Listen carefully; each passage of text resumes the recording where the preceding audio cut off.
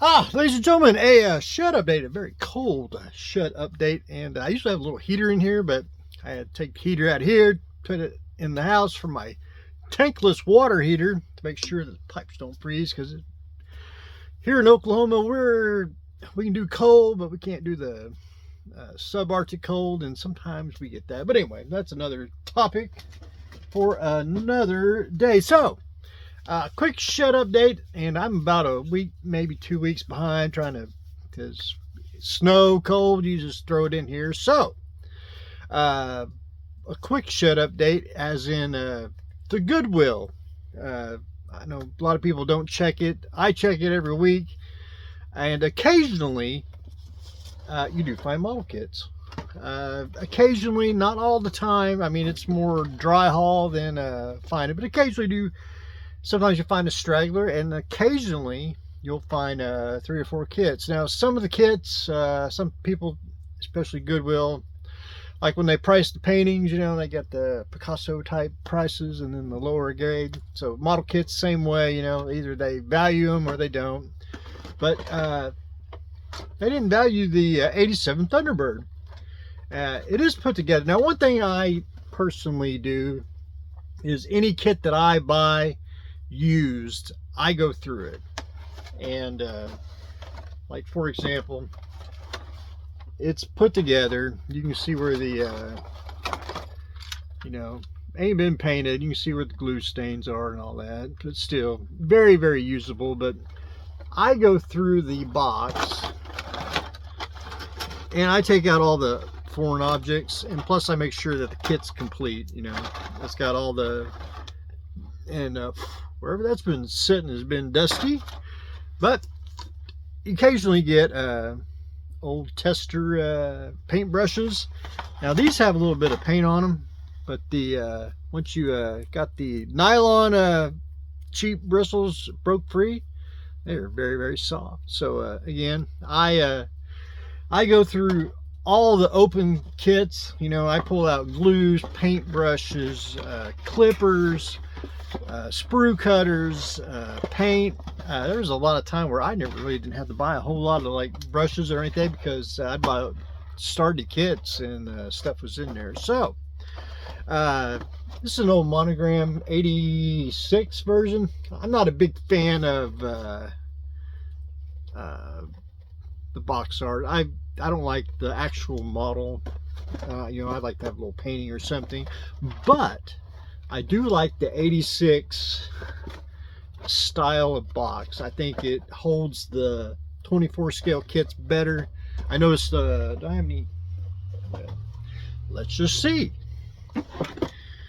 Like that's, I haven't even got to put these yet. When did these come out? 1990. So 4 years later, they went to the bigger box. You can, if I can do this. So a little bit bigger that way. Kind of bigger on the, but anyway, I don't know why they went bigger. And I know kits do get bigger, probably a different class, size of car, but still, I like the smaller box. I think it fits everything, more compact, and that's just me thinking out loud. But anyway, check your local Goodwill for model kits like I do.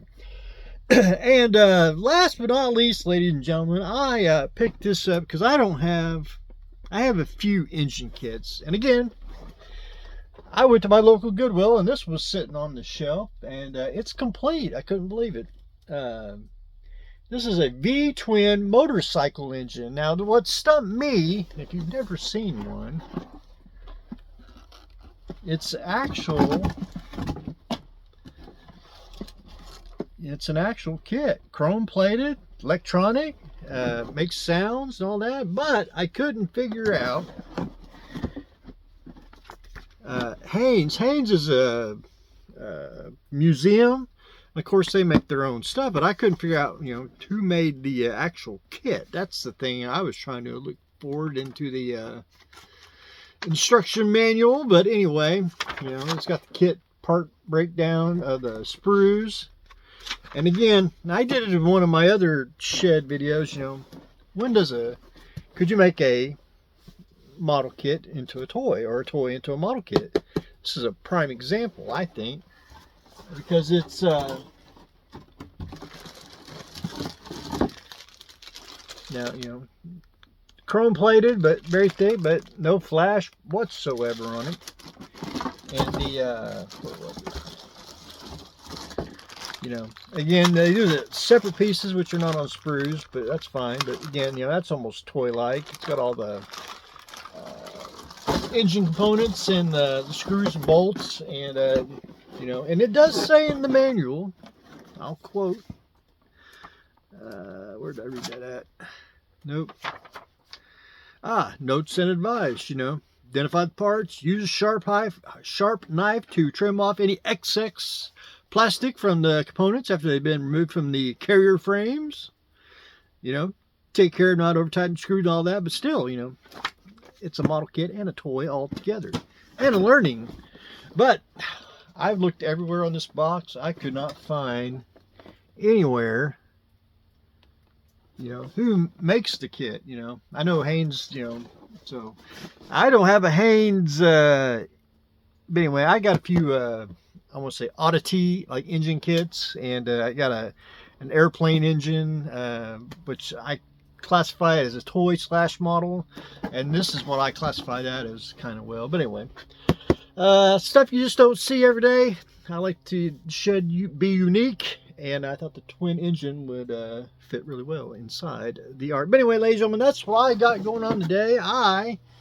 It is getting warmer, so hopefully we'll probably get another bout of winter, and then hopefully spring will rise. We start putting up, because I have been neglecting my duties out here. So we're adding the twin engine, and we're going to add a built 87 Thunderbird to the art. But anyway, ladies and gentlemen, that's what I got going on today. Stay tuned for next exciting episode.